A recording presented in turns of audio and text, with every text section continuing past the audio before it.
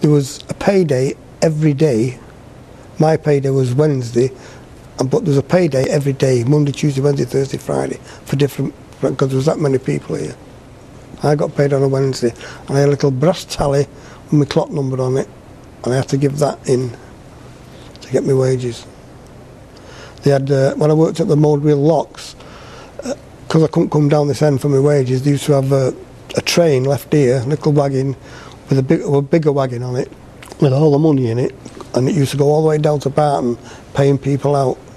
And they had a policeman on board, and he had a gun, I believe, but no bullets in it, in case he got robbed. But that left from the dock offices here, and it went all the way down to Barton, then came all the way back, paying people out. And all the lock gatemen used to queue up for the wages, and it was good to see it all.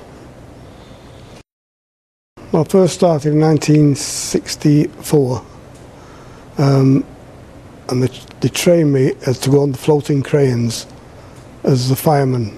And the fireman was not putting fires out, it was stoking the boilers. And they had the 60-ton floating crane, the 250-ton floating crane. And they also had the dredgers, which needed firemen for. And the idea was that your job was to keep the steam up on the crane while it was working, because there was what we call steam electric. So you have to get the steam right to the top so they could switch over to the electric, and that run the crane more or less.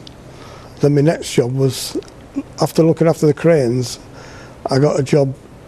They had like a labourer's rota system where if the diver needed you on the diver's boat, you had to go to the diver's boat, and what that entailed, 2 labourers would have to go, because the diver was going to do a job underwater, and it was all the old helmet gear then, and the heavy boots and the weights, and when he went down you had to pump his air down to him. 2 of you on 2 big wheels pumping his air down to you, and that was hard work as well.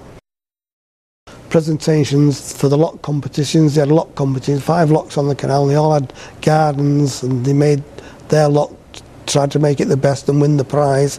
Every year this went all going on. The lock competitions, the lockmaster encouraged it, all the gatemen got interested in it.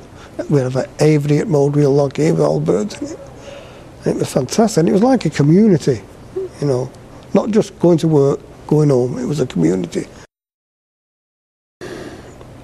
I like the way the docks worked, and all the variety of jobs that I've done have took me from the main gate all over the canal. I've been right down to Barton Locks, Earlham Locks, and worked on all them, up in the jobs that I've done on the ship canal itself. And to see it still here now is fantastic, and what we've got here with it now, it's like the War Museum over there, Imperial War Museum, the Lowry Centre itself. We've got the shopping area, but the canal is still there. We've got the houses, the restaurants, but the canal is still there. The railway bridge that I used to swing off, they moved it from where it was over to the other side. It's fantastic to see all that, and it still reminds me of how it used to be.